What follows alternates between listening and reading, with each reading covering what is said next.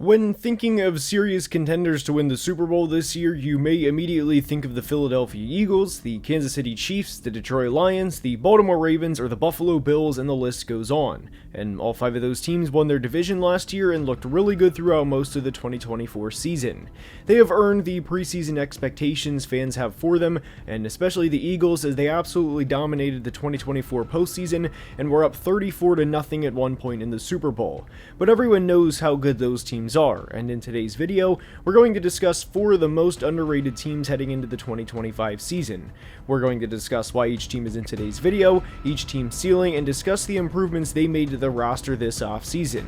Placing a team in an underrated video, of course, does not mean they're destined for the Super Bowl, but it does mean they aren't getting enough love nationally heading into the year. And before we start, if you could like the video, I'd really appreciate it, and without further ado, let's begin.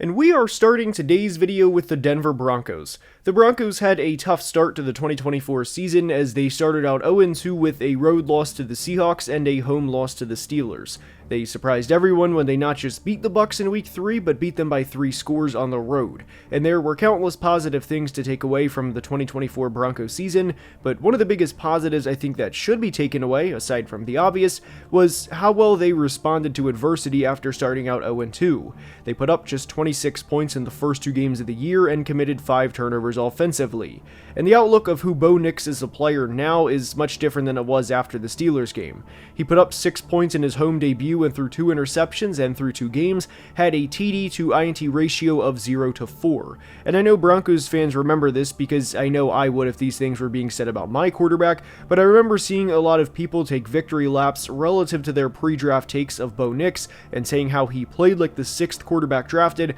and how the Oregon scheme was a gimmick, and you get the point. The Broncos and Bo Nix eventually turned their season around, and much to the surprise of everyone, they won 10 games and made the playoffs. And while they did lose 31-7 to Buffalo in the wild card round, I was ecstatic for how this team played in 2024 and for how Bo Nix played during his rookie season. And this applies to every team in today's video to a degree, but to me, for a team to be underrated, there's several factors that play into this. You either have to be in a smaller market or be in a division where nobody expects you to win the division heading into the season. And Denver is coming off of a year in which they finished 3rd in the division and, of course, play in the same division as a team that has went to the Super Bowl in 5 of the past 6 years in the Kansas City Chiefs. And heading into 2025, I really think the mindset around this team is, yeah, they had a good year last year and they made some moves this offseason, but they're not going to win the division, so they'll just be another wild card round exit, or they'll even take a step back and miss the playoffs entirely. And while in theory that could happen, I really liked what the Broncos did this offseason to improve the roster. They brought in both Talanoa Hufanga and Dre Greenlaw from the 49ers, and what I like about these deals in particular was the Broncos are protected if both players do not work out. Greenlaw tore his Achilles in Super Bowl 58 against the Chiefs and only played in 2 games in 2024, but is a really solid linebacker when healthy, and after being named a first-team All-Pro back in 2022, Talanoa Hufanga has played in just 17 total games over the last 2 years. Each player is a relatively low-risk, high-reward signing, and they also brought in Evan Ingram and J.K. Dobbins in free agency too, and I really like the J.K. Dobbins signing, and while I admittedly do not think Denver is going to win the Super Bowl this year, and I would imagine a lot of people feel that way, I think they are a team that does not get the love they deserve nationally. They played 2 pretty bad games last year, one of which was to the Ravens and the other was unfortunately against the Bills in the playoffs, but nobody really thought a rookie quarterback was going into Buffalo and beating the Bills with the season on the line, and it was a huge win for Denver to be there in the first place. But I think people are forgetting this is a team that finished 10th in offensive points per game last year and 3rd in points allowed per game too, and improved the roster this offseason as well. And Denver is one of the more underrated teams heading into 2025. Next up is the Tampa Bay Buccaneers, and to me, the 2024 Buccaneers are very similar to another team that lost in the wildcard round a couple of years ago in the 2020 Indianapolis Colts. I really thought the Colts that year were a really good team that unfortunately went into Buffalo and lost to a team that was led by an MVP candidate in Josh Allen, and as we know now, that was Josh Allen's rise to the superstar that he is today. Tampa lost to Jaden Daniels and the Commanders last year, and what gets lost or either forgotten about within the 2024 Bucs season was this team finished 4th in offensive points per game last year, and Baker Mayfield threw for 4,500 yards and 41 passing touchdowns. He was tied for 2nd in the NFL in passing touchdowns with fellow 2018 draftee Lamar Jackson, and they finished 2nd in the NFL only behind the Bengals' Joe Burrow, who threw for 43 touchdowns last year. What I also think needs to be remembered with the 2024 Bucs is not a lot of players on this team played all 17 games. Chris Godwin was, of course, hurt during the Ravens game, and we, of course, are hoping that Chris recovers and that he will be back to the player that he was pre-injury. Mike Evans did not play all 17 games, and he was really pushing to get the 1,000-yard mark in the Week 18 game against the Saints, and it was because he missed a couple of games. Jalen McMillan, who had a tremendous rookie year, didn't play all 17 games, and neither did tight end Cade Otton. And what I think is particularly impressive about Baker Mayfield's 2024 season, within the fact that he threw 4,500 yards, was there was only one 1,000-yard receiver in Mike Evans. And this was not an offense where it was like the 2022 Dolphins or 2022 Vikings, where Tyreek or Justin Jefferson each go for 1,700 plus yards, and they are the catalyst of the offense, where if they have a bad game or if they get doubled or triple team, there's nowhere for the rest of the offense to go, because that certainly wasn't the case. The Bucs had 7 players go for 300 or more yards in 2024, and it was a very, very unselfish offense, and this in a lot of ways is why I think they will have continued success in 2025, even despite former offensive coordinator Liam Cohen now being the head coach of the Jacksonville Jaguars. First-year offensive coordinator Josh Grizzard will certainly have his work cut out for him, but this is a guy who went to Yale, so obviously there's a high intellect level there,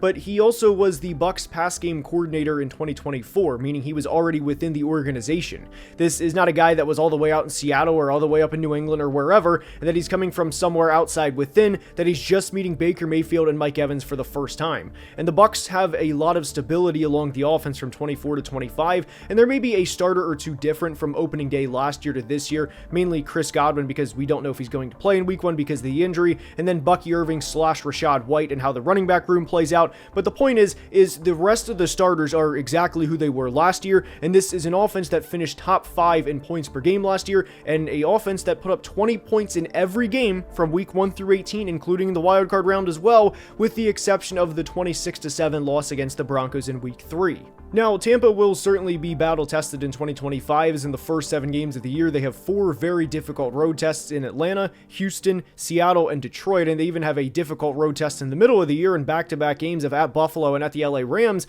but their final 5 games of the year are very winnable, as they play New Orleans at home, Atlanta at home, at Carolina, at Miami, and then finish the year with the Panthers too. There's a very real chance that this team starts out the 2025 season like they did the 2024 season, where they're 4-6, 10 games in, and then win 6 of the final 7 games and enter the 2025 postseason on a hot note. One bold prediction I have is that while I do like Michael Penix to think that his future is bright in Atlanta, I don't think he's going to throw for 500 yards and 4 touchdowns en route to a Falcons victory over the Bucs. There is a chance that Atlanta wins, of course, in week 1 over Tampa, but I don't think Michael Penix is going to set a franchise record for passing yards against Tampa the way that Kirk Cousins did last year. And that also kind of gets lost within the 2024 Bucs season, is they still won 10 games, yet were swept by the Kirk Cousins-led Falcons, who of course is now a backup, and there's a very real chance that he's not on the Falcons roster at the start of the 2025 season. I think this roster is incredibly underrated, and I think the Bucs are going to be a very difficult team to beat week in and week out.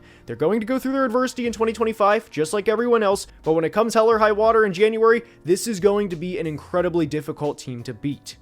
To Sin City we go to discuss the Las Vegas Raiders. Now, the Raiders had a long 2024 season for not just one, but several reasons, and I think the best way to describe the 2024 Raiders season, really aside from Brock Bowers and even Jacoby Myers, was everything that could have went wrong, went wrong. Max Crosby is one of the best players in the NFL, but sustained an injury in week 2 and was not the same after, and I really credit him for playing through the injury, but he was a much different player in 2024 than he was in 2023. The Raiders also spent big money on Christian Wilkins in free agency, as they gave him a 4-year, $110 million deal, and unfortunately for Christian and the Raiders, he suffered a Jones fracture in week 5 against the Broncos. And for anyone who may not know, a Jones fracture is a broken bone on the 5th metatarsal of the foot, meaning the outermost part of your foot, between the base and middle part of your foot. And Jones fractures can be kind of scary because of how far the foot is away from the heart, and the heart's job is to pump blood, and having a Jones Jones fracture as an athlete is very scary because sometimes they do not heal properly.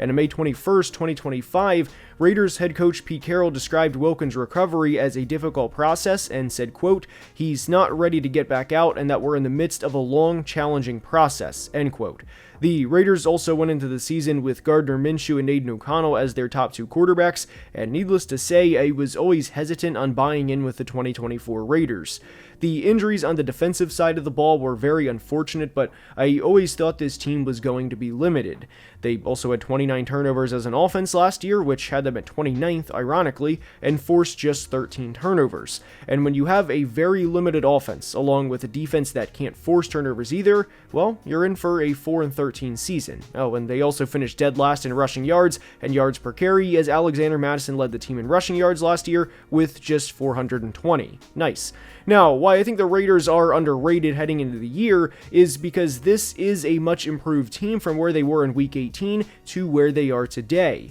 I obviously hope Christian Wilkins recovers to full strength, but even if he doesn't, I would imagine the Raiders are going to force more than 13 turnovers over the course of 17 games this year, and also hope that Max Crosby is back at full strength and make his 5th consecutive Pro Bowl en route to getting back to double-digit sacks. They, of course, also drafted Ashton Jeanty number 6 overall, and one thing about Pete Carroll is he is going to want to run the football. Barring health, of course, Ashton Jeanty should be a 1,000-yard back in year 1, and this should be the start of a couple-of-year run where the Raiders are a legitimately fun team to watch offensively, but also a solid team too. The one big thing that worries me, of course, is who plays in their division, as I think the AFC West is one of the best divisions in football, if not the best division in football, and Geno Smith did not have a good interior offensive line in front of him in Seattle last year, and it was very clear. And while the Raiders won just 4 games last year, having competent quarterback play and running back play along with not finishing bottom 4 in the NFL in turnovers on both sides of the ball will naturally lead to a couple of more wins really in itself. I think the Raiders do have a lower ceiling compared to a team in today's video like the Bucs, but I wouldn't be surprised at all if this team finished 2025 with anywhere from 8 to 10 wins. And the one thing you can almost guarantee from a Pete Carroll coach team is that they are going to be a pain in the rear end to play every single Sunday. To Foxborough we go to discuss the New England Patriots, and whatever you think of this team heading into the 2025 season, I think at minimum you could acknowledge that they are without a doubt one of the most improved teams heading into this year. Maybe not the most improved team, but certainly one of the most improved teams, and it started with what they did in the NFL draft. They brought in Will Campbell with the 4th overall pick, and I don't want to sit here now in the middle of June and act like I was a huge fan of this pick, and while I certainly didn't hate the selection, I had a couple of questions regarding him playing at left tackle, and we'll see how that pans out over the course of time, although at minimum, he will certainly be an upgrade relative to what they had at 2024, which was former 6th round pick Vederian Lowe, and Vederian Lowe did not play well at left tackle last year to say the least, nor did former right tackle DeMontre Jacobs, who has been since replaced by Morgan Moses. Those two players in Will Campbell and Morgan Moses alone will significantly upgrade what the Patriots had from last year to this year, but that wasn't all of what the Patriots did heading into 2025. They of course also brought in Travion Henderson, the talented running back from Ohio State, wide receiver Kyle Williams in the 3rd round, as well as wide receiver Stephon Diggs in free agency, and they even brought in Jared Wilson, an interior offensive lineman from Georgia, who I think can legitimately be a developmental piece, and not just a guy that you say will be a development piece and then really play 10 games over the course of his career. I think there is a path for Jared Wilson where he sits part of this year and eventually starts towards the end of this year, or even starts in 2026 and beyond. I really do like Jared Wilson and who he was as a prospect, and I think there is a very real scenario where he is an eventual starter for the New England Patriots. Now, how all of this plays into them being underrated entering 2025 is for Drake May to show the flashes he did last year, despite having every reason not to me is a good representation of who he will be moving forward, and now that he has a couple of pieces around him, we will start to see the player that he was projected to be coming out of North Carolina. I also think with the 2025 Patriots that they should improve by default because the coaching staff is going to be a lot better than what it was in 2024, and I do think Mike Vrabel is going to be a better head coach than Gerard Mayo was,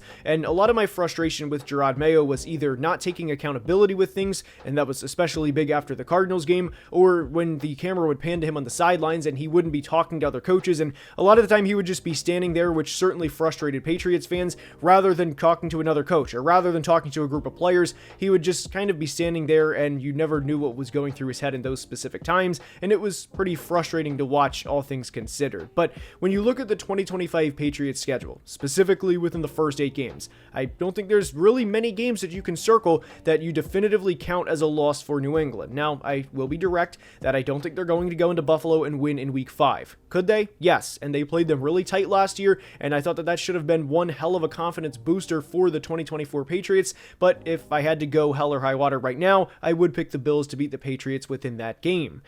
But when you look at the other 7 games within the first Patriots 8 games of 2025, whether it's at Miami or at New Orleans or at Tennessee versus the Steelers, whoever, do you look at any of those games and think, man, New England does not stand a chance, they are going to definitively lose that game? No, and I think there's a very real reality that with all of the improvements the Patriots made from the roster, from coaching, and from an organizational standpoint, that they can start out the year 5-3 or 6-2, and I wouldn't be surprised based on how much they improved the roster of the organization from last year to this year. Now, I've been asked a lot recently, when are we starting the 2025 team preview series, and I want to say that I am humbled that you guys really do enjoy the team series, but this is going to come up with not just the Patriots, but a lot of teams, and it's the reality that only 7 teams from each conference can make the playoffs. But when you look at the 2025 Patriots schedule, combined with how much they improved the roster from last year to this year, guys, I don't think it's unreasonable for this team to win 9 to 10 games and to be a wild card team in 2025 and to give Drake May his first taste of the postseason. I hope you enjoyed, and if you did, please like the video and subscribe, as it helps the channel tremendously,